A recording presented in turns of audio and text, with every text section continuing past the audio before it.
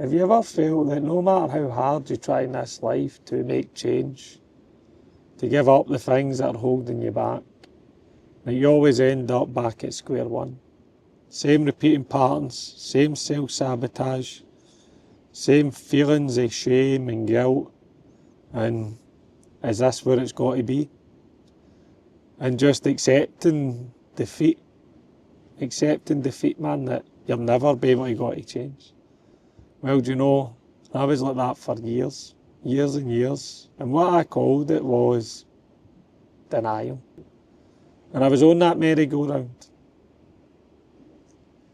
Either try to numb myself with gambling, drink, drugs on occasion, dating, or try to outrun myself with joining the Royal Marines for structure, safety, discipline, values, ethos, and all that good stuff. And deep down underneath, all I was needing was a little bit of safety, because there was nothing fucking broken. There was nothing needing fixing. All I was needing was a wee bit of education, understanding, and a bit of nurturing. And one of the massive tools I used in that process to create safety within myself was something very, very, very, very simple. And you'll be like, wow, that sounds too easy to be true. And it was called the calendar method. And when I started to have my turning point, me and my friend who had moved in with when I left the Marines were burning the candle at both ends. We were like, right, enough is enough. I have to come off the gambling, the alcohol, remove myself for the dating. And he says to me, let's go buy a calendar, Stuart. And we'll stick this calendar up on the fridge.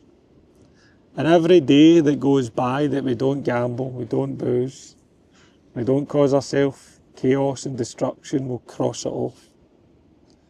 And the first objective was to make it through the first day, believe it or not, and get a cross up there. And when we made it through the first day, we were like, right, the aim is 1 week, it crosses every night on this calendar that was on the fridge. And that gave me a little bit of purpose to no gamble, no drink, stay away from anything that was causing me harm. I was just looking forward to putting that cross on that calendar every night. And we got to 7 days, and it was a huge wow. We focused in on things like just getting out in fresh air, into nature, running 5Ks. And then after that, we aimed for a month of crosses. And within that period of time, I started to pick little goals and little things that I was going to do, such as daft things like running marathons, and give myself a focus away for the chaos. And as we were crossing the days off, a month became 2 months. 2 months became 6 months, and eventually I was a year. A year sober of gambling, of drinking, of taking myself away from the dating scene.